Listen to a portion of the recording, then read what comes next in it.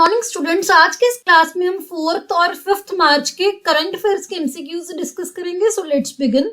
The first question is the Vishwanathan committee was formed to review which sector in India.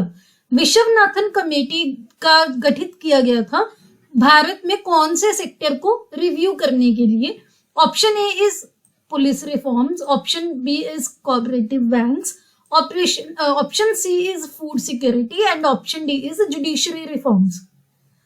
यहाँ पर आप देख सकते हैं रिसेंटली जो यूनियन मिनिस्टर ऑफ कॉर्पोरेशन है उन्होंने national urban cooperative finance and development corporation जो है वो इनॉग्रेट किया है.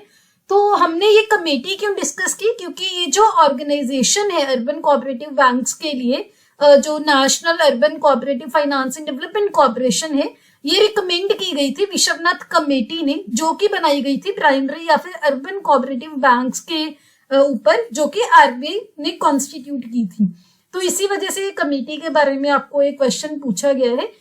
आपको कोई भी क्वेश्चन जो है वो पूछने का ये मेरा मकसद रहता है कि उस क्वेश्चन में किसी भी टॉपिक में से एक क्वेश्चन उठा के जो मुझे लगता है कि वो एग्जाम्स में पूछा जा सकता है based on the previous year questions, वहां से क्वेश्चन फ्रेम करके उसके बाद उस टॉपिक पर जो भी इंपॉर्टेंट पॉइंट्स होते हैं, तो मेरा वो मकसद रहता है कि वो मैं आपको बता दूं, सो दैट एग्जाम में आप उसको अगर आसपास कोई क्वेश्चन आता है वो भी सॉल्व कर पाओ, स्टेटमेंट स्पेसिफिक क्वेश्चन आते हैं वो भी आप सॉल्व कर पाओ.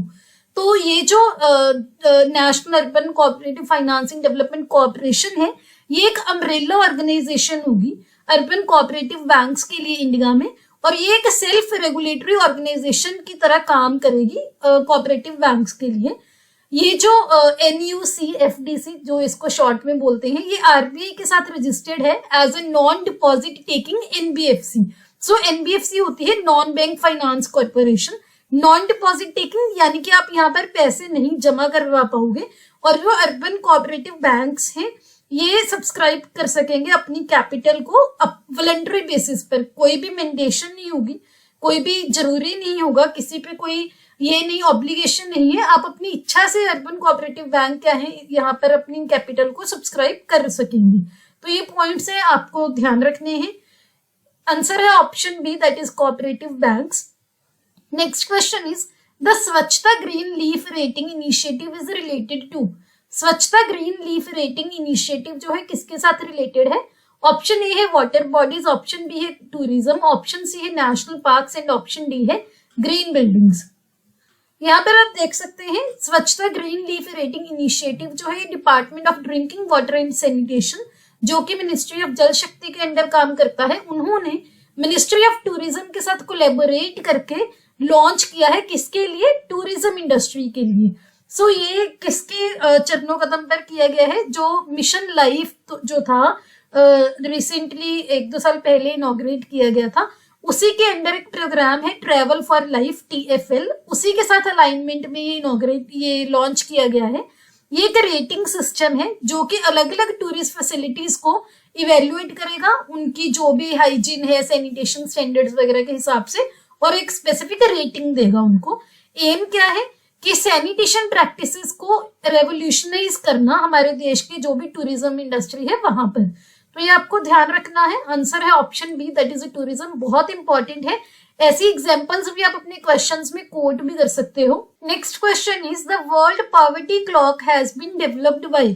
वर्ल्ड पॉवर्टी क्लॉक जो है किसने डेवलप किया है? ऑप्शन ए है International Monetary Fund, option B है World Data Lab, option C है United Nations and option D है वर्ल्ड ट्रेड ऑर्गेनाइजेशन.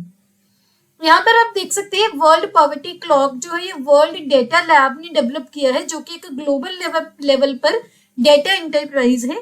ये ग्लोबल लेवल पर जो भी एक्सट्रीम पॉवर्टी है, जो बहुत ज्यादा गरीबी है, उसके अगेंस्ट आपकी कितनी प्रोग्रेस है, क्या आपने उसके अगेंस्ट प्रोग्रेस किया, उसको मॉनिटर करती है. इसके फंडिंग आती है international fund for agriculture development and federal ministry for economic cooperation and development of Germany से. लेटेस्ट इसने एक डेटा रिलीज किया है जिसके अकॉर्डिंग भारत जो है ये एक्सट्रीम पॉवर्टी लेवल को 3% के लेवल से, 3% ऑफ इट्स पॉपुलेशन के लेवल से नीचे ले आया है. यानी कि भारत की जितनी आबादी है उसमें से 3% से कम लोग हैं जो एक्सट्रीम पॉवर्टी फेस कर रहे हैं. तो ये लेटेस्ट डेटा के अकॉर्डिंग ये इन्होंने जो दिखाया है। तो ये सारे पॉइंट्स आपने ध्यान रखने हैं। ऐसी एग्जांपल्स आप अपने इकोनॉमिक्स के क्वेश्चन में कोड कर सकते हैं। आंसर है option B, that is World Data Lab. Next question is the IUCN status of hangul is.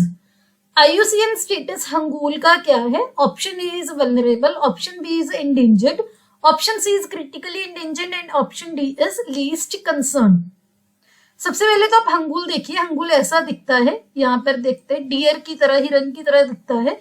So recently news में इसलिए था क्योंकि कुछ वाइल्ड लाइफ एक्सपर्ट्स का मानना है कि जो इनकी आवाजें हैं, इनके रोर्स हैं हंगूल की, उनके अकॉर्डिंग वो एस्टिमेट लगा रहे हैं कि हंगूल का जो नंबर है वो इस स्प्रिंग के सीजन में 300 से ज्यादा क्रॉस करेगा। हंगूल क्या है? सेंट्रल एशियन रेड डियर की एक सब स्पीशीज है जो कि कश्मीर में एंडेमिक है, कश्मीर में मिलती है। आप यहाँ से पिक्चर से याद कर सकते हैं कि बर्फ वाला एरिया है कश्मीर में, जो स्नोफॉल होती है अच्छे लेवल की। हैबिटेट की अगर बात करें कहाँ पर मिलता है ये इंडिया में दचिंगम नेशनल पार्क जो कि जम्मू में है वहां पर, और जो तरल वाइल्ड लाइफ सेंचुरी है वहां पर प्राइमरीली पाया जाता है। IUCN स्टेटस की अगर बात करें तो वो है क्रिटिकली एंडेंजर्ड। तो ये सारे आपको ध्यान रखने हैं। दचिंगम नेशनल पार्क का नाम भी, तरल वाइल्ड लाइफ सेंचुरी का नाम भी, इसका IUCN स्टेटस भी, और ये क्यों न्यूज में था ये भी। तो इसका आंसर है option C, that is critically endangered. Next question is which country became the first Spanish speaking nation to recognize Indian pharmacopoeia? कौन सा देश पहला स्पेनिश बोलने वाला देश बना है जिसने इंडियन फार्माकोपिया को रिकॉग्नाइज किया है? Option A is Spain, option B is Nicaragua, option C is Mexico and option D is Bolivia. यहाँ पर आप देख सकते हैं इंडियन फार्माकोपिया जो है ये अप्रूव करने वाला, रिकॉग्नाइज करने वाला पहला स्पेनिश स्पीकिंग देश है निकारागुआ। इसकी सबसे पहले आप लोकेशन देखिए। तो यहाँ पर है, यहाँ पर कैरेबियन सी है, तो यहाँ पर क्या है, ये साउथ अमेरिका कॉन्टिनेंट है। इधर आप देख सकते हो मेक्सिको है और इधर US है। यहाँ पर निकारागुआ जो है लोकेटेड है, ये आपको ध्यान रखना है। इधर अटलांटिक ओशन है, इधर गल्फ ऑफ मेक्सिको है, इधर कोस्टा रिका है, पनामा कैनाल है, यहाँ पर पैसिफिक ओशन है। तो ये आपको ध्यान रखना है।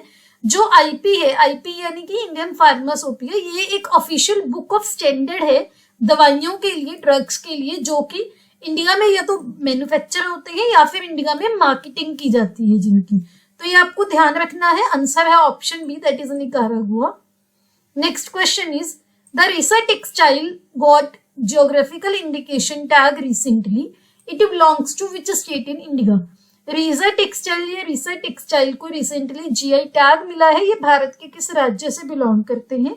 Option A is Kerala, option B is Tripura, option C is West Bengal and option D is Uttarakhand. यहाँ पर आप देख सकते हैं एक पिक्चर लगाई हुई है। यहाँ पर रीसा टेक्सटाइल ऐसा दिखता है। ये एक हैंड वोवन क्लोथ है, हाथों से जिनकी वीविंग की जाती है। एक ऐसा कपड़ा है जिसकी हाथों से वीविंग की जाती है। फीमेल्स यूज करते हैं अपर गारमेंट की तरह, ये हेड गियर की तरह, यानी कि सर पे भी पहनते हैं, स्टॉल की तरह भी यूज होता है। जो त्रिपुरा की ट्राइबल कम्युनिटीज हैं, कबीले हैं वहां के, इंडिजिनियस 19 कबीले हैं, सब में कॉमन है, लेकिन हर कम्युनिटी का अपना डिजाइन है। जो अडोलेसेंट त्रिपुरी गर्ल्स हैं, यानी कि जो 12 से 14 साल की त्रिपुरा की लड़कियां हैं, उनको रीसा दिया जाता है पहली बार एक इवेंट में पहनने के लिए, जिसका नाम है रीसा सेरेमनी। जो हम सेरेमनी बोलते हैं उनको सेरेमनी बोलते हैं।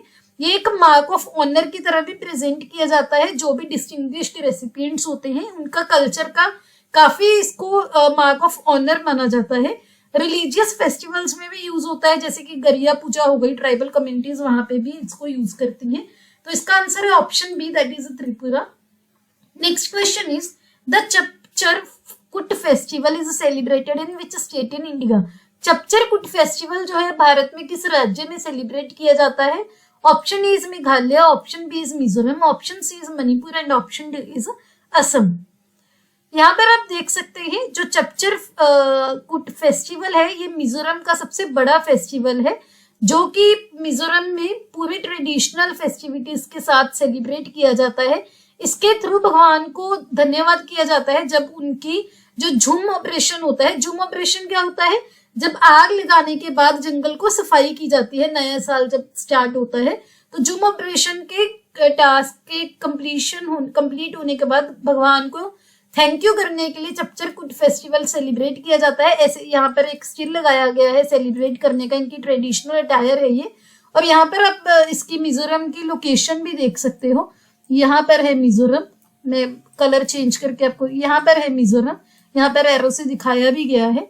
तो ये आपको ध्यान रखना है। आंसर है ऑप्शन, यहाँ पर सॉरी मैं स्लाइड लगाना भूल गई, तो इसका आंसर है जो option B, that is Mizoram.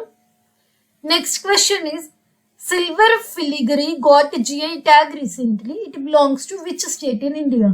Silver filigree को GI टैग मिला है, ये कौन से राज्य से बिलोंग करता है? Option A is West Bengal, option B is Orissa, option C is Gujarat and option D is Rajasthan.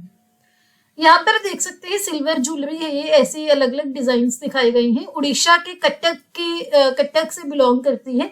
चांदी तरकशी या फिर सिल्वर फिलिग्री बोला जाता है।